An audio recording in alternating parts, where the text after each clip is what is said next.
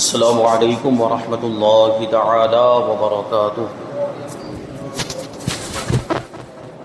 نحمده ونصلي ونسلم على رسوله الكريم اما بعد فاعوذ باللہ من الشیطان الرجیم بسم اللہ الرحمن الرحیم ان اللہ وملائکته یصلون علی النبی یا ایہا الذین آمنوا صلوا علیہ وسلموا تسلیما اللهم صل على سيدنا ومولانا محمد معدن الجود والكرم وآله الكرام وابنه الكريم وبارك وسلم صلاة وسلاما عليك يا رسول الله صلى الله تعالى عليك وسلم۔ سورہ بقرہ آیت نمبر 116 کی تفسیر ہے۔ اللہ تبارک و تعالی ارشاد فرماتا ہے وَقَالُوا اتَّخَذَ اللَّهُ وَلَدًا سُبْحَانَهُ بَل لَّهُ مَا فِي السَّمَاوَاتِ وَالْأَرْضِ كُلٌّ لَّهُ قَانِتُونَ۔ اور مشرکوں نے کہا کہ اللہ نے اپنے لیے اولاد بنا رکھی ہے، وہ پاک ذات ہے، بلکہ جو کچھ آسمانوں اور زمین میں ہے سب اسی کی ملکیت ہے، سب اس کے حضور گردن جھکائے ہوئے ہیں، یعنی ساری مخلوقات اللہ تبارک و تعالیٰ کی مطیع و فرما بردار ہے۔ یہ مشرکین نے کہا تھا، یہودیوں نے کہا تھا اور عیسائیوں نے یہ بات کہی تھی۔ یہودیوں نے کیا کہا تھا؟ یہودیوں نے حضرت عزیر علیہ السلام کو، جو اللہ کے ایک نبی ہیں، پیغمبر ہیں، ان کو، اور عیسائیوں نے حضرت عیسیٰ علیہ السلام کو خدا کا بیٹا مانا تھا۔ ان کا یہ عقیدہ تھا۔ معاذ اللہ، یہودی کہتے تھے کہ حضرت عزیر علیہ السلام اللہ کے بیٹے ہیں، اور عیسائی کہتے تھے کہ حضرت عیسیٰ علیہ السلام اللہ کے بیٹے۔ وہ تو آج بھی کہتے ہیں، حضرت عیسیٰ علیہ السلام کو خدا کا بیٹا مانتے ہیں اور خدا بھی مانتے ہیں، معاذ اللہ۔ جبکہ مشرکین عرب نے فرشتوں کو خدا کی بیٹیاں قرار دیا تھا، جیسا کہ ان تینوں چیزوں کا بیان قرآن پاک کے اندر موجود ہے۔ یہ تینوں چیزیں قرآن پاک کے اندر بیان فرمائی گئی ہے۔ یہودیوں کا عقیدہ بھی، عیسائیوں کا عقیدہ بھی بیان کیا گیا، اور مشرکین عرب کا یہ عقیدہ بھی قرآن پاک کے اندر موجود ہے، اور اس کا رد بھی کیا گیا، اور اس آیت کریمہ میں بھی ان کا رد موجود ہے۔ یہ جو کہتے ہیں کہ اللہ تبارک و تعالیٰ نے اولاد اختیار کی ہوئی ہے، اللہ تبارک و تعالیٰ نے اولاد بنائی ہوئی، تو آگے اللہ تبارک و تعالیٰ ارشاد فرماتا ہے سبحانہ، یعنی اللہ تبارک و تعالیٰ اس سے پاک ہے۔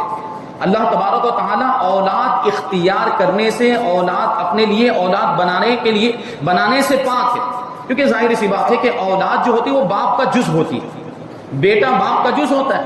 تو اگر باپ یہ بفرض محال، یہ مانتے ہوئے چلیں، ہم یہ رد کے طور پر کہہ رہے ہیں کہ بفرض محال اگر خدا کا کوئی بیٹا ہو بھی تو پھر بیٹے کو بھی خدا ہونا چاہیے، کیونکہ باپ خدا ہے، بیٹا باپ کا جز ہوتا ہے، تو باپ خدا تو پھر بیٹے کو بھی خدا ہونا چاہیے، جبکہ یہ محال ہے، یہ ہو ہی نہیں سکتا، یہ ممکن ہی نہیں ہے کہ اللہ کے علاوہ کوئی اور خدا ہو سکے۔ اس لیے یہ چیز ویسے ہی رد ہو جاتی ہے۔ اللہ تبارک و تعالیٰ ایک ہے، اس کے سوا کوئی خدا نہیں، اور اسی وجہ سے اس کی کوئی اولاد بھی نہیں، اور وہ کسی کا بیٹا بھی نہیں، وہ کسی کا بیٹا بھی نہیں، اس کا کوئی باپ بھی نہیں۔ لم یلد ولم یولد، سورہ اخلاص کے اندر فرمایا گیا لم یلد ولم یولد، نہ وہ کسی کو جنے، نہ وہ کسی کا جنا ہوا ہے، یعنی نہ اس کی کوئی اولاد ہے، نہ وہ کسی کی اولاد ہے۔ کیونکہ اگر یہ مانے تو اس میں پھر بہت ساری خرابیاں لازم آتی، معاذ اللہ، پھر خدا کے خدا ہونے پر اعتراض ہوگا۔ یعنی اگر وہ کسی کا، یہ چلو اولاد والی بات تو ہو گئی کہ اولاد باپ کا جز ہوتی ہے، اگر یہ مان لے بفرض محال تو اللہ تبارک و تعالیٰ کی طرح پھر اس کی اولاد کو بھی خدا ہونا چاہیے، جبکہ ہمارا عقیدہ ہے کہ اللہ ایک ہی ہے، خدا ایک ہی ہے، تو پھر ایک سے زیادہ خدا ہو جائیں گے۔ اور اگر یہ مانے کہ معاذ اللہ تبارک و تعالیٰ کسی کی اولاد ہے، تو اپنے وجود میں وہ اس کا محتاج ہوگا، یعنی باپ کا محتاج ہوگا، جیسے انسان اپنے وجود میں باپ کا محتاج ہے کہ نہیں؟ باپ کے ذریعے سے، باپ کا وہ ذریعہ بنتا ہے، سبب بنتا ہے باپ اولاد کے وجود میں آنے کا، تو معاذ اللہ خدا یہ اپنے وجود میں وہ بفرض محال اپنے باپ کا محتاج ہو جائے گا۔ اگر اس کے لیے کسی کو باپ مانا جائے تو یہ عقیدہ بھی بالکل غلط ہے، باطل ہے، اس کی کوئی حقیقت نہیں ہے۔ اللہ تبارک و تعالیٰ کی نہ کوئی اولاد ہے، نہ وہ کسی کی اولاد ہے۔ اللہ تبارک و تعالیٰ کسی کا محتاج نہیں، اللہ تعالیٰ واجب الوجود ہے، اور واجب الوجود کا مطلب پہلے بتایا گیا کہ جو اپنے وجود میں کسی کا محتاج نہ ہو۔ اللہ تبارک و تعالیٰ اپنے وجود میں کسی کا محتاج نہیں ہے، وہ بذات موجود ہے، خود موجود ہے، اسے کسی کی ضرورت نہیں، کسی کی حاجت نہیں۔ تو اس آیت کریمہ میں اس کا رد ہے۔ اور پھر ایک اور دلیل آگے بیان کی جا رہی ہے، یعنی اللہ تبارک و تعالیٰ کی اولاد نہ ہونے کی دلیل، اللہ تبارک و تعالیٰ اولاد سے پاک ہے، اس کی دلیل آگے ہے۔ بل لہو ما فی السماوات والارض، بلکہ آسمان و زمین میں جو کچھ بھی ہے سب اسی کا ہے، یعنی اس کی ملکیت ہے۔ اور یہ بات آپ کو معلوم ہونی چاہیے کہ بیٹا باپ کی ملکیت نہیں ہوتا، بیٹا باپ کی ملکیت نہیں، یعنی بیٹا باپ کا مملوک نہیں ہوتا، یعنی باپ بیٹے کا مالک نہیں ہوتا۔ یہ مسئلہ کتابوں کے اندر لکھا ہوا ہے کہ اگر کوئی کسی کا بیٹا غلام ہو، کسی اور کا غلام ہو، اور باپ یہ چاہے کہ میں اپنے بیٹے کو آزاد کرا لوں، تو ایسے عام طور پر اگر ایک شخص کے غلام کو دوسرا شخص خریدتا ہے تو خریدنے والا اس کا مالک ہو جاتا ہے کہ نہیں ہو جاتا؟ پہلے غلام کسی اور کی، مثال کے طور پر زید، ہم مان کے چلتے ہیں کہ ایک غلام ہے جو زید کی ملکیت میں تھا، اب خالد نے وہ اس غلام کو خرید لیا تو خالد مالک ہو جائے گا کہ نہیں غلام کا؟ ہو جائے گا۔ لیکن اگر زید جو ہے، زید کی ملکیت میں ایک غلام ہے، اس غلام کا باپ مثال کے طور پر عمرو ہے، اور عمرو اپنے بیٹے کو خریدنا چاہتا ہے، وہ اس نیت سے خریدنا چاہتا ہے کہ وہ آزاد ہو جائے، میں اس کو خرید کے آزاد کر دوں، تو آزاد کرنا الگ چیز ہے، وہ جیسے ہی خریدے گا وہ بیٹا خود بخود آزاد ہو جائے، یعنی غلام جو جس کا بیٹا کسی دوسرے کی ملکیت میں ہو اور باپ اس کو خریدے تو خریدتے کے ساتھ ہی وہ آزاد ہو جائے۔ کیوں؟ کیونکہ بیٹا ہونا ہی ملکیت کے منافی ہے، یعنی بیٹا ہے تو وہ مملوک نہیں ہو سکتا، بیٹا ہے تو وہ غلام نہیں ہو سکتا، یہ ہو ہی نہیں سکتا کہ کوئی بیٹا باپ کا غلام ہو جائے۔ خادم ہونا الگ چیز ہے، خدمت گزار ہونا الگ بات، ہم وہ بات نہیں کر رہے۔ جو غلاموں کا جو زمانہ تھا، باقاعدہ غلاموں کی خرید و فروخت ہوتی تھی، بھی ہم اس کی بات کر رہے ہیں، تو کوئی بھی بیٹا باپ کا غلام نہیں ہو سکتا۔ تو یہ بات سمجھ میں آ گئی؟ تو ملکیت جو ہے، ملکیت یعنی کسی چیز کا مملوک ہونا، یہ بیٹے ہونے کے منافی، اولاد ہونے کے منافی ہے، اور اولاد ہونا یہ غلام ہونے کے منافی، یعنی دونوں میں منافات پائی جاتی ہے، دونوں میں تضاد پایا جاتا ہے۔ تو جب کائنات کی ساری چیزیں اللہ تبارک و تعالیٰ کی ملکیت ہیں تو کائنات کی کوئی چیز اس کا بیٹا ہو سکتی نہیں ہو سکتی۔ بات سمجھ میں آئی آپ کو؟ یعنی یہ ساری چیزیں اللہ تعالیٰ کی ملکیت میں ہیں، اور ملکیت اولاد ہونے کے منافی ہے۔ جب اللہ تبارک و تعالیٰ ساری چیزوں کا مالک ہے، سارے انسانوں کا مالک ہے، اللہ کے سوا جتنی بھی چیزیں ہیں اللہ تبارک و تعالیٰ ساری چیزوں کا مالک ہے، تو اب کوئی چیز اس کی اولاد بن سکتی؟ کوئی بھی مخلوق اس کی اولاد بن سکتی؟ نہیں بن سکتی۔ یہی دلیل اس آیت کریمہ کے اندر بیان کی گئی ہے۔ فرماتے ہیں کہ کسی کی اولاد اس کی ملکیت نہیں ہو سکتی، اور جب آسمان اور زمین کی ہر چیز اللہ تبارک و تعالیٰ کی ملکیت ہے تو پھر اس کی اولاد کیسے ہو سکتی ہے؟ اولاد حقیقت میں ماں باپ کا جز ہوتی ہے، اولاد حقیقت میں ماں باپ کا جز ہوتی ہے، ماں باپ میں ملاپ ہوتا ہے، ایک کا جز اس میں شوہر کا جز اس کے اندر داخل ہوتا ہے، بیوی کے اندر نطفے کی شکل میں، پھر وہ اس کے اندر بیوی کی بھی منی شامل ہوتی ہے، پھر وہ گوشت کا لوتھڑا تیار ہوتا ہے، پھر وہ گوشت بڑھتا جاتا ہے اور اس میں عورت کا خون شامل ہوتا چلا جاتا ہے، اور اس کے ذریعے سے بچہ پیٹ میں پروان چڑھتا ہے، پھر 9 مہینے کے بعد پیدا ہوتا ہے، وہ مختلف مراحل طے کرنے کے بعد، تو یہ دونوں کا جز ہوا کہ نہیں ہوا؟ ماں باپ کا جز ہوا کہ نہیں؟ اولاد ماں باپ کا جز ہوتی ہے، اور آدمی اپنے جز کا مالک نہیں ہوتا، جو میں نے ابھی سمجھانے کی کوشش کی غلام والی مثال کے ذریعے سے۔ تو آدمی اپنے جز کا مالک نہیں ہوتا، جبکہ پروردگار تو ساری چیزوں کا مالک ہے، یعنی اگر بفرض محال اللہ کی کوئی اولاد ہو تو پھر اللہ اس کا مالک نہیں ہوگا، تو یہ اس بات کے خلاف ہو جائے گا کہ اللہ تو ساری چیزوں کا مالک ہے۔ اس کا مطلب یہ ہے کہ اللہ تبارک و تعالیٰ کی اولاد ہے ہی نہیں، یہ محال ہے۔ آیت نمبر 117، اللہ تبارک و تعالیٰ ارشاد فرماتا ہے بدیع السماوات والارض وَإِذَا قَضَىٰ أَمْرًا فَإِنَّمَا يَقُولُ لَهُ كُن فَيَكُونُ، وہ بغیر کسی سابقہ مثال کے آسمان و زمین کو نیا پیدا کرنے والا ہے، بغیر کسی سابقہ یعنی پہلے سے اس کو کسی مثال کی ضرورت نہیں ہے، کسی بھی چیز کو پیدا کرنے کے لیے پہلے سے کسی نمونے کی ضرورت نہیں ہوتی، اس کو کسی سیمپل کی ضرورت نہیں ہوتی۔ انسانوں کو جس طریقے سے کوئی چیز پیدا کرنی، کوئی چیز بنانی ہو تو انسان کو کوئی نمونہ چاہیے ہوتا ہے، انسان کے پاس کوئی سیمپل یا کم سے کم پلان یا کوئی منصوبہ ہونا چاہیے، اس کو دیکھ کر جیسے بلڈنگ وغیرہ بھی بناتے ہیں تو بلڈنگ بنانے سے پہلے کیا کرتے ہیں؟ اس کا پلان تیار کیا جاتا ہے کاغذ کے اوپر، اور پھر اس کے ذریعے سے بناتے ہیں۔ لیکن اللہ تبارک و تعالیٰ کو ان ساری چیزوں کی حاجت نہیں، اللہ تبارک و تعالیٰ کو منصوبہ بندی کرنے کی بھی حاجت نہیں، اس کو غور و فکر کرنے کی بھی ضرورت نہیں ہے، اور اس کو پہلے سے کسی مثال، کسی نمونے اور کسی سیمپل کی بھی ضرورت نہیں ہے۔ یہ زمین و آسمان ہی کو تو دیکھ لیں، اللہ تبارک و تعالیٰ نے زمین و آسمان کو پیدا کیا، تو زمین و آسمان کے پیدا ہونے سے پہلے بھی کیا کوئی دوسرے زمین و آسمان تھے، یا ان کی کوئی مثال تھی، یا کوئی نمونہ تھا، کوئی سیمپل تھا؟ اللہ تبارک و تعالیٰ نے ان کو بالکل نیا پیدا کیا کہ اس سے پہلے زمین و آسمان کی کوئی مثال نہیں تھی۔ تو یہ فرمایا جا رہا ہے اس آیت کریمہ میں کہ اللہ تبارک و تعالیٰ بغیر کسی سابقہ مثال کے آسمان اور زمین کو نیا پیدا کرنے والا ہے، اور جب وہ کسی کام کو وجود میں لانے کا فیصلہ فرماتا ہے تو اس سے صرف یہ فرماتا ہے کہ ہو جا، تو وہ چیز فوراً ہو جاتی ہے۔ یعنی اللہ تبارک و تعالیٰ کو کسی بھی چیز کو پیدا کرنے میں یا کسی بھی چیز کو وجود بخشنے میں محنت اور مشقت کرنے کی ضرورت نہیں پڑتی۔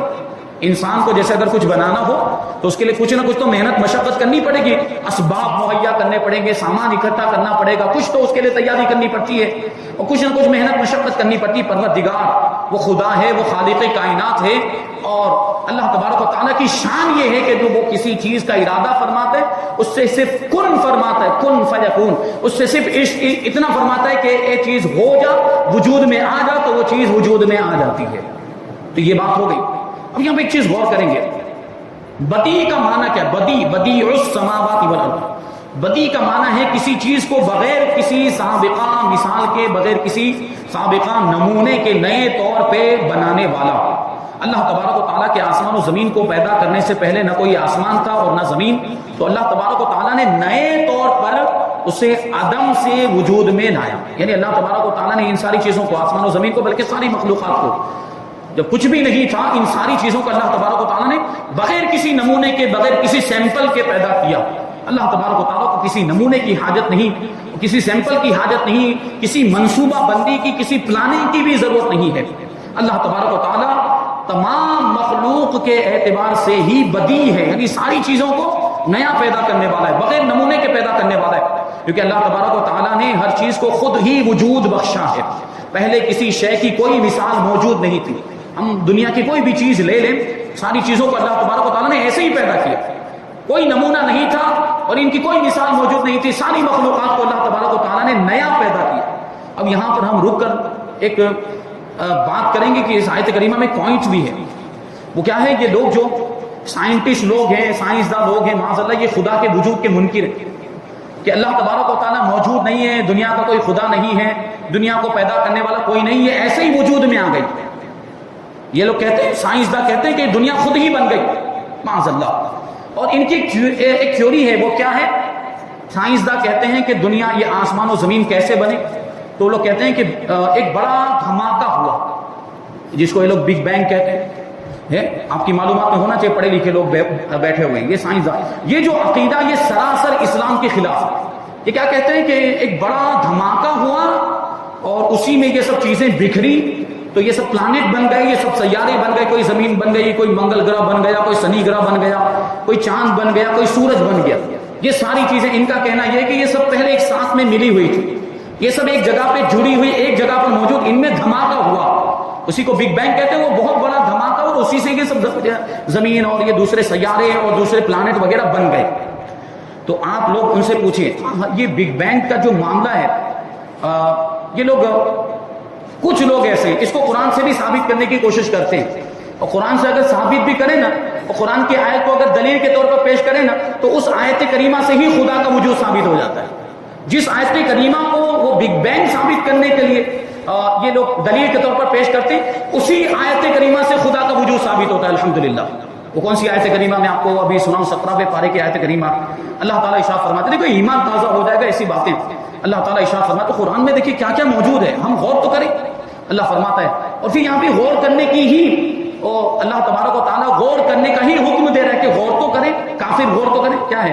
اولم یری الذین کفروا ان السماوات والارض کانتا رتقا ففتقناہما۔ یہ کیا کافروں نے یہ نہیں دیکھا؟ کافروں نے یہ خیال نہیں کیا کہ یہ آسمان اور زمین یہ سب ملے ہوئے تھے، یہ آسمان و زمین یہ سب جڑے ہوئے تھے، اور ایک ترجمہ ہے کہ یہ آسمان و زمین سب بند تھے تو ہم نے ان کو کھولا ہے، آسمان و زمین کو ہم نے کھولا ہے۔ اب یہاں پہ غور کریں گے، کس نے کھولا؟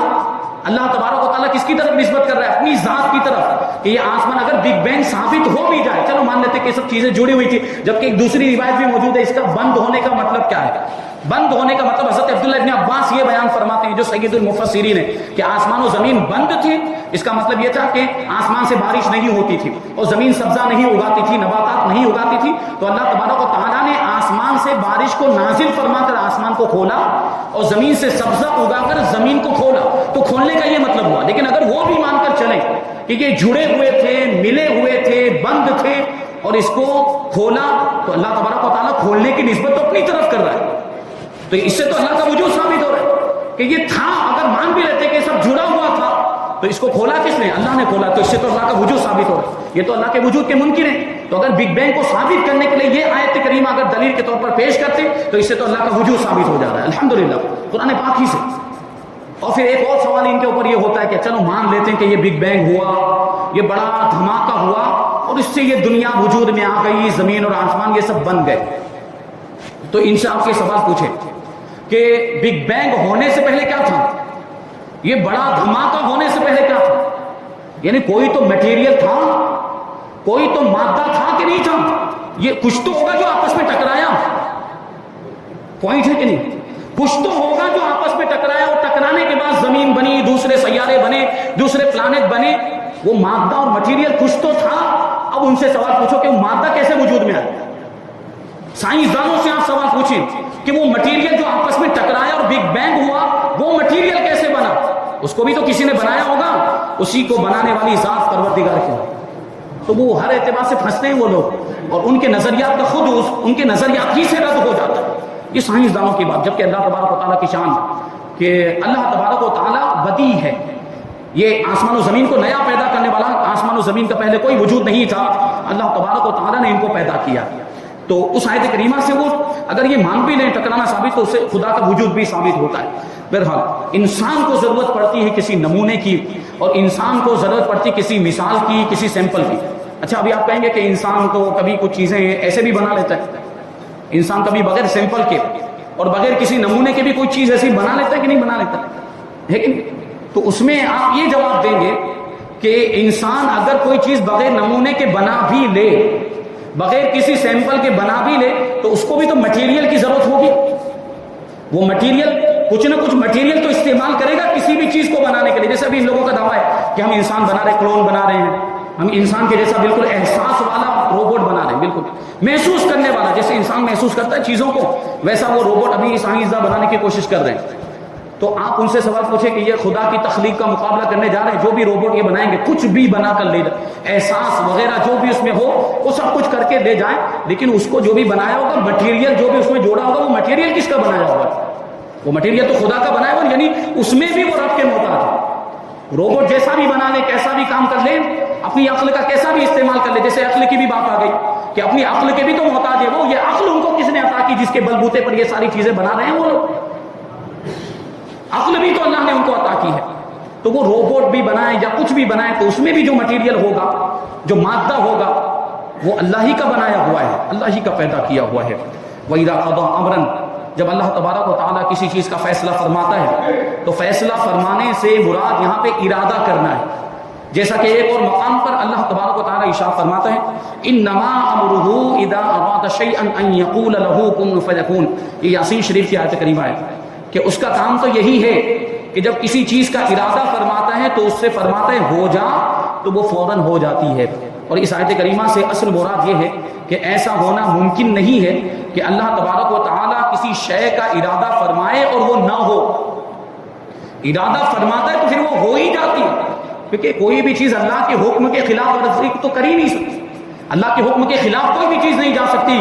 یہ انسان کبھی نافرمان ہو سکتا ہے اور انسان اللہ کے حکم کے خلاف عمل کر سکتا ہے, لیکن دوسری مخلوقات اللہ تبارک و تعالیٰ ان کو جو حکم دیتا ہے وہ اس کی تعمیل کرتی ہوئی نظر آتی ہے ساری مخلوقات.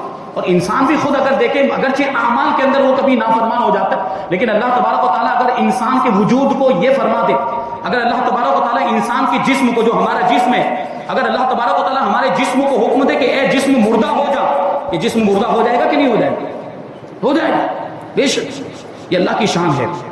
تو اللہ تبارک و تعالیٰ کے لیے ایسا ممکن ہی نہیں ہے کہ وہ کسی چیز کا ارادہ فرمائے اور وہ چیز نہ ہو, بلکہ اللہ تبارک و تعالیٰ کا ارادہ قطعی طور پر نافذ ہوتا ہے. اور کسی شے کو وجود میں لانے کے لیے اللہ تبارک و تعالیٰ کو انسانوں کی طرح محنت و مشقت کرنے کی ضرورت نہیں پڑتی, بلکہ اللہ تبارک و تعالیٰ کو اس چیز کے وجود کا ارادہ فرما لینا ہی کافی ہے.